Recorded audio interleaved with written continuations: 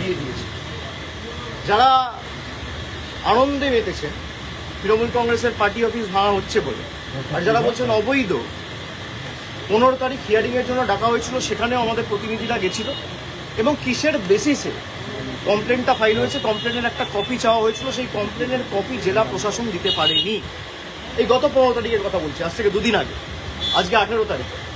2 দিনের মধ্যে একদম 1 তলা 2 তলা বুলডোজার দিয়ে প্রায় ভেঙে গুড়িয়ে দেওয়া হয়েছে।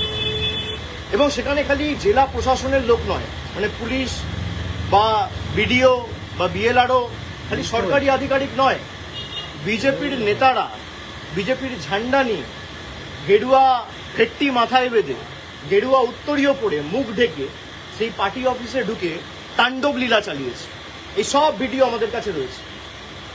আমরা এক্ষুনি চিফ জাস্টিসের মহামান্য প্রধান বিচারপতির যিনি ওএসডি রয়েছেন তাকে একটি ইমেল পাঠিয়েছি, সমস্ত ভিডিও অ্যাটাচ করে হাইকোর্টের দৃষ্টি আকর্ষণ করে যত দ্রুত সম্ভব আমরা চেষ্টা করবো এই মামলা মেনশনিং করে শুনানি করার, এবং সুপ্রিম কোর্ট অব্দি আমরা যাব। ভিডিওয় যাদের দেখা গেছে তারা কেউ কিন্তু বাঁচবেন না, আইনের হাত অনেক দূর। যদি ভাবেন যে বিজেপির নেতারা আমাদের বাঁচাবে, আর যারা তৃণমূলের পার্টি অফিস ভাঙছেন, আমি তাদের বলবো যে অনেক অত্যাচার তো করেছেন তৃণমূল কংগ্রেসের নেতাদের উপর, কর্মীদের উপর, পার্টি অফিস ভাঙা, গুড়িয়ে দেওয়া। যে ধারায়, যে আইনে আজকে পার্টি অফিসগুলো ভাঙা হয়েছে না, একই আইনে কিন্তু যখন আবার সরকার পাল্টাবে, বিজেপির একটা পার্টি অফিস বাংলায় থাকবে না। আমি হুঁশিয়ারি দিচ্ছি না, যে আইনে আপনি ভেঙেছেন একই আইন প্রযোজ্য করেই ভাঙা হবে। যারা তৃণমূল কংগ্রেসকে ভাবছে যে দুর্বল করব, দল ভেঙে তৃণমূল কংগ্রেসকে শেষ করে দেবো, আগুনে জ্বালিয়ে দেবো, সেই আগুনের স্ফুলিঙ্গগুলো থেকে তৃণমূল কংগ্রেস আবার জন্ম নেবে মমতা বন্দ্যোপাধ্যায়কে সামনে রেখে। যারা প্রশাসনকে ব্যবহার করে মিথ্যা মামলায় কর্মীদের ফাঁসানোর চেষ্টা করছে, আমরা প্রায় 2 মাস ধরে এখানে মমতা ব্যানার্জির বাসভবনে এবং তৃণমূল কংগ্রেসের সেন্ট্রাল অফিসে রয়েছি। প্রায় 1000 জন কর্মীর বেল, অ্যান্টি বেল আমরা করিয়েছি, বিচার ব্যবস্থার দ্বারস্থ হয়েছে। যখন একটা কেস সাবজুডিস রয়েছে, একটা মামলা করা হয়েছে মে মাসের 7 তারিখ 8 তারিখ, আজকে জুলাই মাসের 18 তারিখ, আপনি সেই মামলা উপেক্ষা করে নিজের ক্ষমতা প্রদর্শন করতে গিয়ে, নিজের হাতে কত ক্ষমতা সেই দেখাতে গিয়ে বুলডোজার মডেল, ভোটের আগে ছিল অন্নপূর্ণা ভান্ডার, আর ভোটের পরে বুলডোজার। এই হচ্ছে বিজেপির প্রকৃত স্বরূপ। তো যারা ভাবছেন বুলডোজার চালিয়ে তৃণমূল কংগ্রেসকে ধমকে চমকে দমিয়ে রাখবো, তৃণমূল কংগ্রেস আরো শক্তিশালী হবে। আর আপনি বাড়ি ভাঙুন, পার্টি অফিস তো মন্দির আমাদের কাছে। যদি কেউ ভাবে পার্টি অফিস ভাঙে, যদি কোনো অবৈধভাবে সরকারি জায়গা দখল করে পার্টি অফিস কেউ করে, সে পার্টি অফিস আপনারা যথাযথ সরকারি ব্যবস্থা নিতে পারেন, আমার কিছু বলার নেই। কিন্তু এই জায়গাটা তো সরকারি নয়, কিনে অফিস বানানো হয়েছে, তার প্ল্যান রয়েছে, বৈধ নথি রয়েছে, সব হাইকোর্টে আমরা জমা দেবো। তারপরেও আপনারা ক্ষমতা দেখাতে গিয়ে যে পার্টি অফিস ভেঙেছে, প্রত্যেক ক্রিয়ার সমান এবং বিপরীত প্রতিক্রিয়া আছে, এটা বিজেপির নেতারা যেন ভুলে না যায়। আর ঈশ্বর সৃষ্টিকর্তা সর্বশক্তিমানের আশীর্বাদে যদি বেঁচে থাকি, ওই যে বললাম, যে আইনের যে ধারায় আপনারা এই অত্যাচারগুলো করেছেন, একই আইনের একই ধারায় 31-এ ফিরিয়ে দেবো, সুদ সমেত। কথা দিয়ে গেলাম। বিজেপি নেতারা লাড্ডু বিতরণ করছে দোকানে কি করুক, তার মানে বিজেপির নেতারাই এর পিছনে রয়েছে, প্রত্যক্ষ বা পরোক্ষ মদত বিজেপির নেতাদের রয়েছে। বিজেপির নেতারা ঘোষণা করে দিচ্ছে এবং তাদেরকে উইটনেস হিসেবে নিয়ে যাওয়া হচ্ছে ভিতরে। আজকে সেই পার্টি অফিসের ভিতরে যদি কিছু প্ল্যান্ট করে দেওয়া হয়, তার দায় কার? যিনি আমার বিরুদ্ধে ক্যান্ডিডেট হয়েছিলেন, 2বার ল্যাজে গোবরে হেরেছে, তাকে উইটনেস হিসেবে বিজেপি নিয়ে গেছে। পার্টি অফিস যখন ভাঙা হচ্ছে, ভিতরে যখন মালপত্র নিয়ে আসা হচ্ছে, বিজেপির গেরুয়াধারী, গেরুয়া পতাকা, গেরুয়া উত্তরীয় পড়া গুন্ডারা মুখ ঢেকে, আপনারা তো দেখিয়েছেন, বেসিন, ফার্নিচার সব ভেঙে দেওয়া হচ্ছে, পৈতৃক সম্পত্তি এদের। আমরা বিচার ব্যবস্থার উপর আস্থা রেখেছি এবং আমরা হাইকোর্টের দৃষ্টি আকর্ষণ করে এই মামলা নিয়ে আগামী দিন হাইকোর্টে যাব। এবং যাদের ভিডিওতে দেখা গেছে, হাইকোর্ট সুপ্রিম কোর্ট করে যত দূর যাবো, এদের ব্যবস্থা ঠিক করবো আইনত। আপনি যার কথা বলছেন তিনি বলছেন সেখান থেকে নাকি বুথ দখলের ষড়যন্ত্র হতো। বুথ দখলের ষড়যন্ত্র হতো তৃণমূলের পার্টি অফিস থেকে। বিজেপির কোন বুথের এজেন্ট বুঝতে পারেনি, তার তালিকাটা দিতে বলুন না। স্ক্রুটিনির সময় সে তালিকা দিতে পারেনি কেন? 2024-এ যখন নির্বাচন হয়েছে, তার 2 দিন পরে স্ক্রুটিনি হয়, স্ক্রুটনিতে অভিযোগগুলো তোলেনি কেন?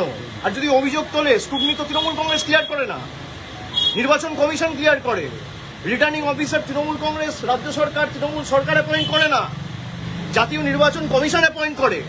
তাহলে তারা করতে পারেনি কেন? জিজ্ঞেস করুন। নাচতে না জানলে উঠোন বেকা।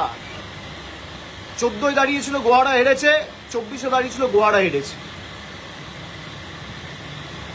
প্রতিহিংসার রাজনীতি। গোহারা হেরেছে বলে আজকে প্রতিশোধ নিতে নেমেছে।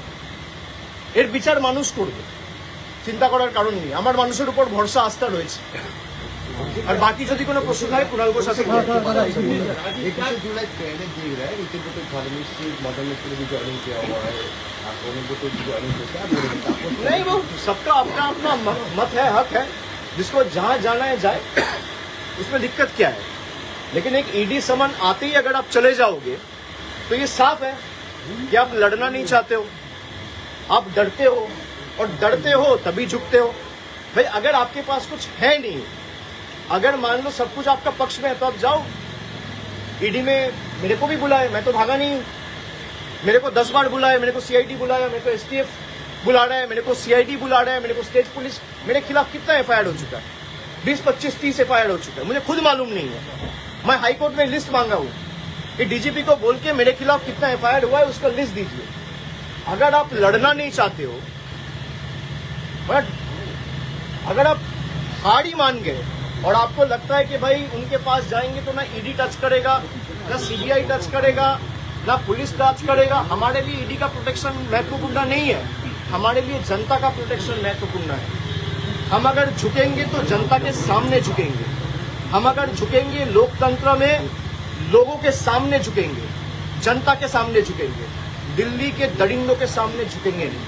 21শে জুলাই চলে এলো, এখন অব্দি তো মঞ্চ বাঁধা হয়নি। 21শে জুলাই চলে এলো, মঞ্চ বাঁধা হয়নি। কর্মীরা সব হবে, আপনারা তো চিন্তার কারণ নেই। 21শে জুলাই আসবেন কভার করতে, আপনাদের জন্য প্রেশার আমাদের ব্যবস্থা করা হবে। সে তো ডেফিনেটলি চিন্তা করবেন না। अच्छा दादा रेबल ग्रुप में जो भी एमएलए जा रहे हैं, एमपी जा रहे हैं, आपके ऊपर ही मतलब दोषी ठहरा रहा है आपको कि आपकी वजह से हमने रेबल ग्रुप ज्वाइन बीजेपी किया। का स्क्रिप्ट है ना, वही बोलोगे तभी तो पुलिस से बचे रहोगे। अगर आप अभिषेक बनर्जी को 4 गाली नहीं दोगे तो पुलिस आपको नहीं छोड़ेगा।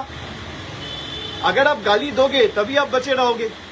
जो 4 तारीख के बाद जा रहे हैं, 4 तारीख के पहले चला जाता, मैं तो पहले भी था। भाई 24 में पार्टी जीत के आया, 29 आसन पार्टी जीता, तो अगर हार का जिम्मेदारी अभिषेक बनर्जी का है, 24 में जीत का जिम्मेदारी भी अभिषेक बनर्जी का है, मानोगे?